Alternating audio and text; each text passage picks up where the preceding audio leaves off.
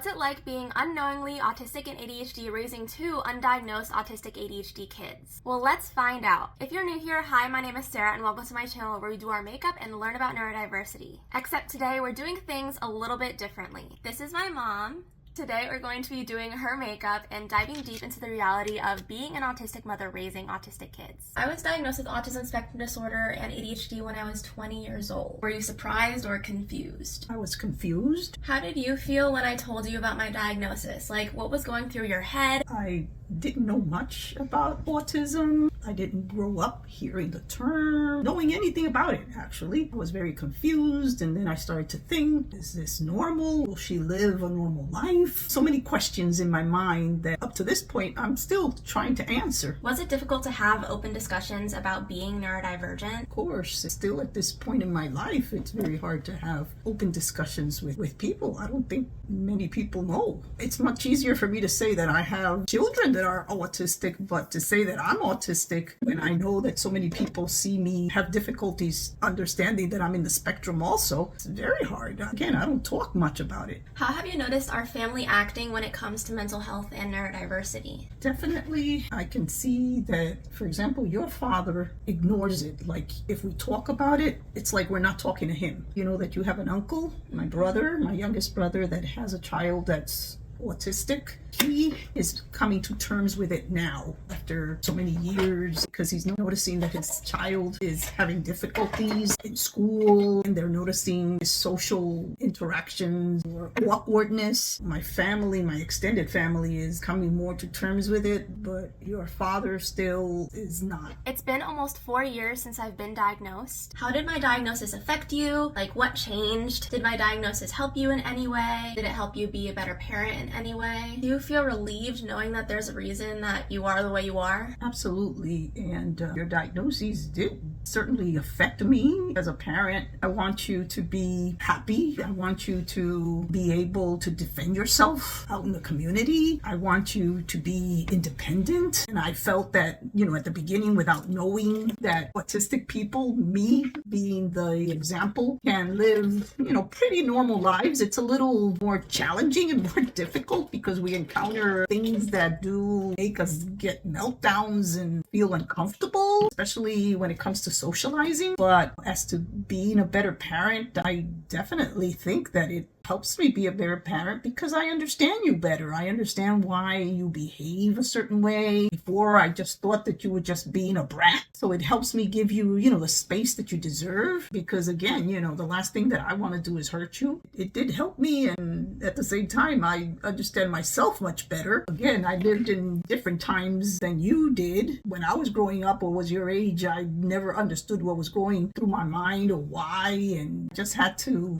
face it head on and move through it, even though I felt like I was always going through a storm or a tornado. What led you to realize that you were autistic too? Like, what traits did you recognize in yourself that made you confident in identifying as autistic? Was it just one thing or was it a buildup of things? It's a buildup of things. I'm not just autistic with one trait or one characteristic of autism. I have a combination of them. First one is my social interactions, which are always so awkward and make me feel so uncomfortable. For a few minutes, I feel like I need to run to a quiet place. The way I eat my food, I eat my vegetables first, and then I eat my rice second, and then I eat my beans apart, and I eat my meat apart. I can't mix my food. I have to eat everything separately. So again, an accumulation of traits. One thing that I really think why when I retired from the Army, how sick I was. Do you remember how sick I was? Big burnout and meltdown that I had. And it took me about 3 years to be able to get out again and do some things. I think another thing is the stimming. Like, she's always shaking her legs and chewing gum and popping bubbles, and I hate the sound of the popping bubbles. Go figure, two autistic people with two different kinds of obsessions or stimming. Another trait characteristic of autism is routine. You change a routine for me and it's like I can't handle it. I'll handle it. I'll figure it out, but it's just so hard for me. It just feels feels so awkward. I have to eat at a certain time. I don't eat off time. I have to, be in bed by a certain time. Everything is a routine for me. Change my routine, and that makes me very uncomfortable. I can be cooking, completely engaged in that cooking, but suddenly you call me and there I am. I'm out. I'm away. I forget all about cooking, and I'm doing something else now. And you leave the stove on. And I'll leave the stove on, and the water is boiling now, and I'm like, okay, I forgot that I was doing this. I get incredibly easily distracted. You get so easily distracted with any little thing. My ADHD is not that I'm jumping and climbing up the walls like you used to do, or still do. Details. I can't see details. I can only focus on one detail. Don't ask me what color shoes and pants and shirt. Just ask me maybe how was she wearing her hair, and that's all I probably saw. I can only see one single tree in that forest. Yeah. I can't see, the forest. How long did it take after my diagnosis for you to come to the realization that you were autistic too? I can't really remember time-wise how long. Probably say a year, as I started to learn more about autism, learn all about the signs and symptoms of it. I'm just going to guesstimate that maybe a year. Would you or would you not seek an official diagnosis? No, not at this stage in my life. I don't think it's going to make or break me at this time, at this moment. I'm already a senior. If it would have been as a young adult, of course, definitely, but not at this stage in my life. I don't think it's worth it for me now. I understand myself, and I know what I need to do, and I know what situations I have to avoid. And if somebody invites me out, I'll look for 50 million excuses. I know how to run. Does knowing that you're autistic make it easier for you to understand and forgive yourself for any mistakes you could have made as a mom? Knowing that I'm autistic makes me understand many things, but not forgive myself for any mistakes. As human beings, we make mistakes. Even if we're moms or dads or whatever we are, whatever roles we're playing, we're not perfect. And I learn of something that I did that I could have done differently. It hurts me. It hurts me. And maybe being autistic makes me hurt more. I don't know. So no, if it's something that affected my babies, sometimes I feel like I failed as a mom. It's not a good feeling. Do you feel that I failed you? I think I didn't know that I wasn't normal because you always made everything seem like it was normal. I don't think that was a bad thing because I got to learn so many things I never really questioned. It's your personality, and I went with it and I dealt with it. I stim too, so I saw you stimming. I thought, hey, that's normal. She got it from me. Oh, look, she inherited it. I'm so happy. I don't think it was black and white like you failed us. I'm able to be more myself just because I always saw you kind of being yourself. At least around us. When you're so excited, you don't ever hold back. And that's why I can express joy is because I can see you express joy. That's very sweet. I've never really heard it explained that way. Then again, as you explain it, it makes complete sense to me. The clapping and the jumping and the, oh my gosh, I'm so excited, I'm so excited, I'm so excited. The way that you say that over and over. I'm so excited, I'm so excited, I'm so excited. And you should have seen me with the chicken that I ate a few days ago. What? It was so delicious that I just couldn't stop saying it was so delicious. And even though I know it was bothering Lily, I was like, it's so delicious. And this chicken is so delicious. And it was so delicious. It really was. It was so delicious. Funny. Have you tried helping other family members recognize their neurodivergence? Absolutely. Especially with the only nephew that I have. We've known since he was a child that he had something.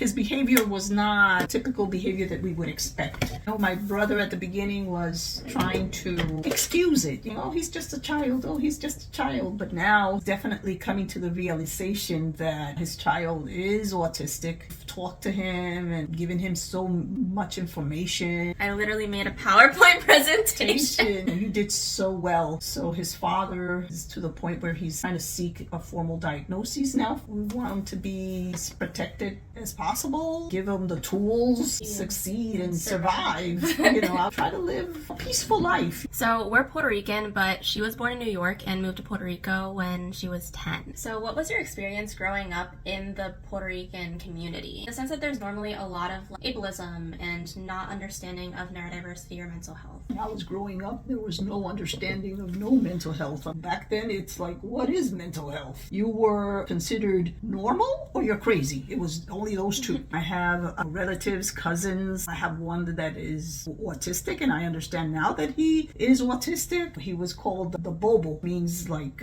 how can you translate Bobo in English? It's shy, never married, never had a girlfriend. In my days, when I grew up, you are a pretty normal person or you're crazy. You need to be in a mental institute, and you were afraid. You were afraid of the crazy people, what they would call crazy people in those days. They would tell you stories about them. Oh, they kill. Oh, they do this. Oh, they beat you up. You know, that kind of thing. I am incredibly independent, and I think that was a strategy that I used to survive and be able to get through life. If I have to fix a tire, I'll go fix a tire. Only men fix a tire. I was there. I would grab a hammer. I grab a screwdriver. I grab a drill. That's one of the strategies that I used, was bottling up so many things, which affected my mental health a lot, I think. You get to the point where you just can't no more mentally. Your spirit is not there. You're drained. Another thing that helped me, survive was that when I was uprooted from living in New York City, my father moved us to Puerto Rico.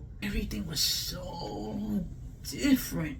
Oh my God, it was so different. I vowed I gotta return back to what I considered home, which was New York City. I was always working so hard. I was a straight A student. When it came time to go to college, baby, I wasn't ready to go to college. Mentally, I was not ready, but I had to go anyway, right? Oh my God, I could tell you stories of, all the things that I went through. Because I wasn't ready, I failed. I had to take like 2 years off. I was trying to get out of this cocoon that I was in. And then I was able to graduate, go into graduate school, get commissioned in the United States Army. Autism, mental health disorders. In my days, it never existed. Of course, it was never accommodated, I was that goody two-shoes, that good shy kid that had straight A's. She's going to amount to many good things in life. It was hard. Like I said, it was so hard. Thank God that I did something, but, it was so hard, baby. I wasn't ready to face the world. I was forced. Yeah. Life forced me, and I did it. What was pregnancy like for you? For the first one, this obsession or this panic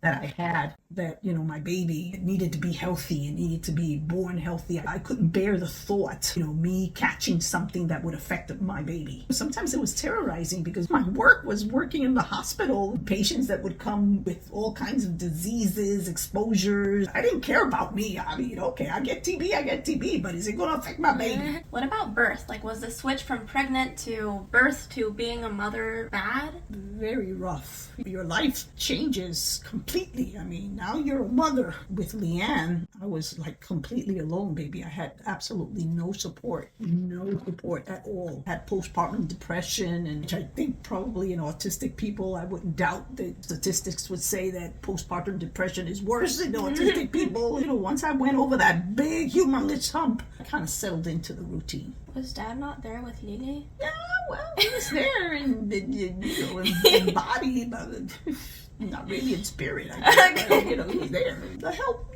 was minimal. Yeah. So she has 2 autistic ADHD children with a 10-year age gap. Me and my sister are complete opposites. I have the combined form of ADHD, so I'm hyperactive, inattentive, and impulsive. My sister is just inattentive. Can you briefly summarize this experience? I just thought that you were 2 different human beings, and I accommodated both of you with whatever needs came about. I accommodated each child in a different way. I didn't use the same strategy with both, other than the fact that there was also 10-year difference. I was 10 years more mature with Sarah, and I thought that they were just different personalities. I didn't give it a second thought. What were your biggest challenges being a parent to us both in the past and currently? Accommodations, the understanding each one's behaviors. Leanne suffered in her youth from severe depression and anxiety. She still does. I feel like I need to be there for you, for her. When you also went into your crises, having to get up and move is very hard for me because I'm autistic too. I would just grab my things and run. I needed to be there for you. I still need to be there for you. I still need to be there for Leanne. My biggest challenge is being there for you, accommodating you. At the same time, I have to watch out for myself too. In what ways did you unknowingly accommodate us growing up? I unknowingly accommodated you with the hyperfixations. With Leanne, the dancing, reading, oh my God, movies. She